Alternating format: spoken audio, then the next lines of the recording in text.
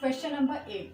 Fish generally needs oxygen concentration in water at least 3.8 mg per liter for survival. ठीक है, तो यहाँ पर जो वाटर में फिश प्रेजेंट है, ठीक है, उनको ऑक्सीजन चाहिए कितना, एटलीस्ट 3.8 mg पर लीटर सर्वाइव करने के लिए. ओके, तो यहाँ पर गिवन क्या है हम लिखते जाते हैं जो भी गिवन है. ठीक है, तो यहाँ पर देखिए, यहाँ पर सॉल्युबिलिटी गिवन है, दैट इज 3.8 mg पर litre. Okay, then next, what partial pressure of oxygen above the water is needed for survival of fish. ठीक है, तो यहाँ पर हमें फाइंड क्या करना है, प्रेशर. तो P is equal to question mark. Okay, then next, the solubility of oxygen in water at 0 degree Celsius and 1 atmospheric partial pressure is 2.2 into 10 to the power minus 3 mole per liter. ठीक है, तो यहाँ से हमें second part given है. ठीक है, तो यहाँ पर देखिए, यहाँ पर सॉल्युबिलिटी दिया गया है, तो फॉर एग्जांपल इसे हम ले लेंगे एच डैश.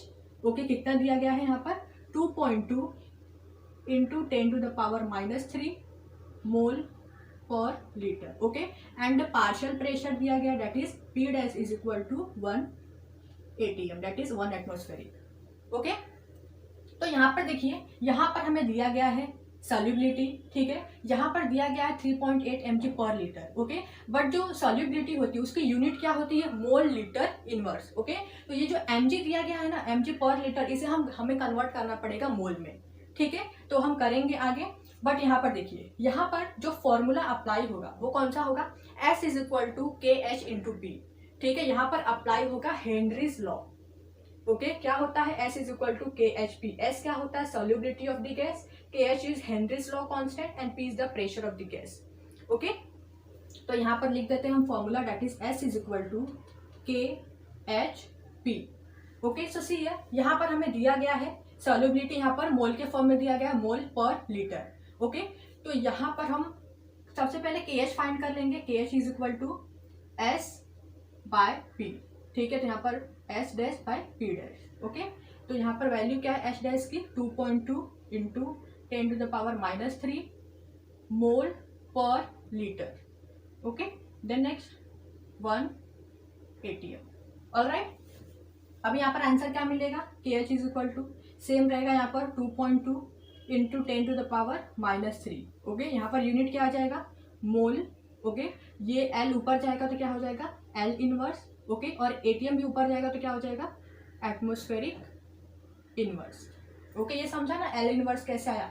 मोल, इसको हम कैसे लिखते हैं, यहाँ पर जो हमने लिखा है मोल पर लीटर, इसको हम इस तरीके से लिखते हैं ना, मोल पर लीटर. ठीक है, तो ये जब एल ऊपर जाएगा तो क्या हो जाएगा, मोल लीटर इनवर्स. ओके, तो वही यहाँ पर हमने लिखा है. ऑलराइट, देन नेक्स्ट हमें मिला के एच.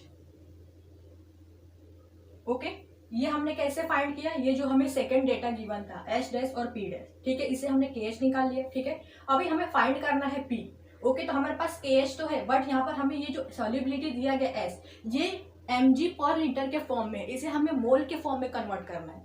ओके, यहाँ पर देखिए एस की यूनिट क्या होती है, मोल लीटर इनवर्स होती है, तो इसे हमें मोल में कन्वर्ट करना है. ठीक है, तो कन्वर्ट करते हैं. यहाँ पर देखिए, मोल का फॉर्मूला क्या होता है, number of mole is equal to mass upon molar mass. Okay, तो यहाँ पर मास दिया गया है, दैट इज 3.8, तो यहाँ पर हम लिख देंगे 3.8. ऑलराइट, यहाँ पर mg दिया गया है, मिलीग्राम. ठीक है, तो मिलीग्राम को हम ग्राम में कन्वर्ट करेंगे, तो यहाँ पर मल्टीप्लाई कर देंगे 1000 से, मतलब यहाँ पर लिखेंगे हम 10 to the power minus 3. Alright, then next molar mass क्या होगा, तो यहाँ पर क्या बोला गया है, ऑक्सीजन बोला गया है, O2 कंसेंट्रेशन. ओके, तो O2 का मोलर मास क्या होगा, तो यहाँ पर फाइंड कर लेते हैं O2 का मोलर मास क्या होता है. तो यहाँ पर 2 एटम है ऑक्सीजन के, सो 2 इंटू ऑक्सीजन का एटॉमिक मास नंबर क्या होता है, 16, तो 16 टू ज़ा 32. ओके, सो मोलर मास कितना मिला हमें, 32. ऑलराइट, तो यहाँ पर एक और डेटा आप लिख सकते हो, गिवन है, that is molar mass of O2 is equal to 32. Alright, then next इसको सॉल्व करेंगे, तो इसको आप लॉग टेबल से भी सॉल्व कर सकते हो. ओके, या फिर इसको ऐसे आप डिवाइड करके सॉल्व कर दो. ओके, वो भी इजी है. तो यहाँ पर देखिए कैसे सॉल्व करेंगे, तो ये देखिए, ये जो डेसिमल है ना, इसको सबसे पहले हम हटा देते हैं. ठीक है, तो जब हम इसको हटाएंगे, एक डिजिट के बाद डेसिमल है ना, ठीक है, तो यहाँ पर हम मल्टीप्लाई कर देंगे 10 टू द पावर माइनस 1. ठीक है, तो यहाँ पर देखिए इस तरीके से डेसिमल हट जाएगा, ओके पहले हम 10 टू द पावर -3 को एज इट इज लिखेंगे। ओके जब यहाँ से हमने डेसिमल हटाया, ठीक है, तो यहाँ पर हम मल्टीप्लाई करेंगे 10 टू द पावर -1। -1 क्यों? क्योंकि यहाँ पर एक डिजिट के बाद ही डेसिमल है, इसलिए यहाँ पर 10 टू द पावर -1 आएगा। ठीक है, अगर यहाँ पर 2 नंबर के बाद डेसिमल आता, दो डिजिट के बाद डेसिमल आता, तो यहाँ पर हम क्या करते हैं, मल्टीप्लाई करते 10 टू द पावर -2 से। ओके ये आपको ध्यान रखना है। Then next 32। ऑलराइट, अभी यहाँ पर देखिए इसको सॉल्व कर लेते हैं। -3 -1 कितना हो जाएगा, -4। तो यहाँ पर आ जाएगा, यहाँ पर मैं लिख देती हूँ 38/32 into 10 to the power -4। Okay divide कीजिए इसको डिवाइड करने पर हमें मिलेगा value that is n is equal to 1.188 okay into 10 to the power -4। Alright mole. So यहाँ पर देखिए, यहाँ पर हमें नंबर ऑफ मोल मिल गया है। Okay that is 1.188 into 10 to the power -4। Okay अभी हम इसको लिख सकते हैं that is s is equal to 1.188 into 10 to the power -4 mole. हमने मोल में कन्वर्ट किया ना मिलीग्राम को, ठीक है, तो यहाँ पर हम मोल लिखेंगे। और ये जो लीटर था, ओके लीटर ऊपर जाएगा तो क्या हो जाएगा, लीटर इनवर्स। ऑलराइट, तो यहाँ पर हमें मिल गई s की वैल्यू। ठीक है, यहाँ पर s mg पर लीटर में था, इसको हमने कन्वर्ट कर दिया मोल लीटर में। ऑलराइट देन नेक्स्ट यहाँ पर देखिए, यहाँ पर हमको मिल चुकी है kh की वैल्यू एंड s की वैल्यू। ओके अभी देखिए, अब हम निकाल लेंगे प्रेशर। फॉर्मूला क्या है, s is equal to KHP। Okay तो हमें प्रेशर निकालना है, जिसको हम रीअरेंज करेंगे that is P is equal to S/KH। Okay तो यहाँ पर हम लिखेंगे s की वैल्यू क्या मिली हमें, 1.188 into 10 to the power -4 mole litre inverse. Okay KH की वैल्यू यहाँ पर देखिए दी गई है 2.2 into 10 to the power -3 mole litre inverse atmospheric inverse. Okay तो यहाँ पर ये जो मोल इनवर्स ये कैंसिल हो जाएगा।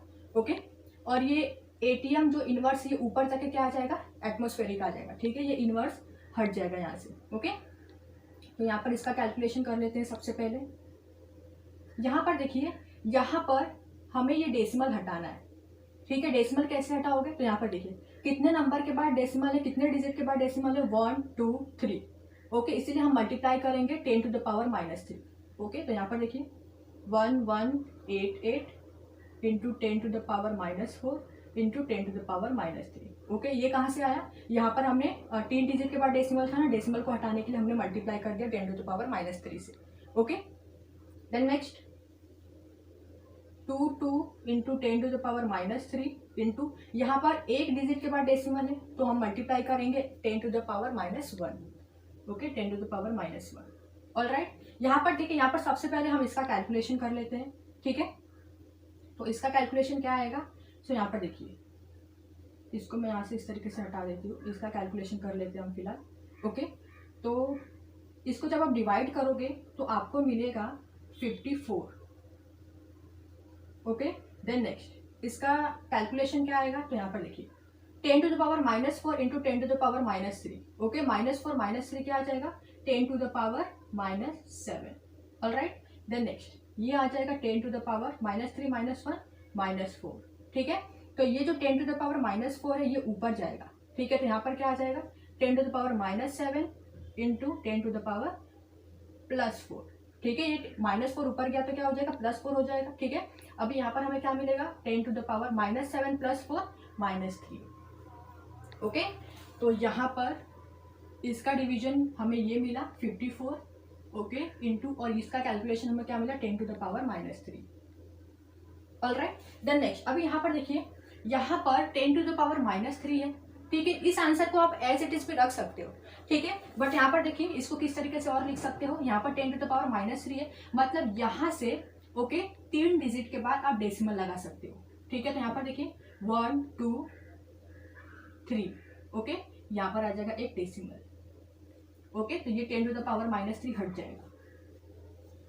ऑलराइट तो यहाँ पर हमें पार्शियल प्रेशर की वैल्यू क्या मिली, 0.054। ओके यूनिट क्या रहेगा, एटमॉस्फेरिक। ओके